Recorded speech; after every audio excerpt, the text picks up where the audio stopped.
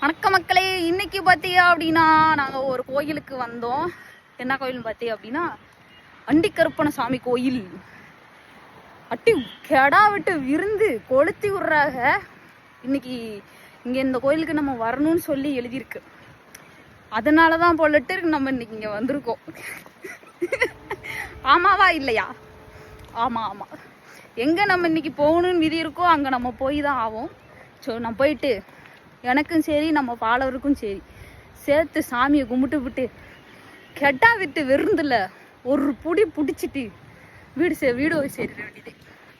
ஒரு பேச்சுக்கு தான் கூப்பிட்டாங்க, கெடா விட்டு வரீங்களான்னு மட்டும்தான் சொன்னாங்க. இந்த வரன்ட்டு ஓடிட்டோம்ல.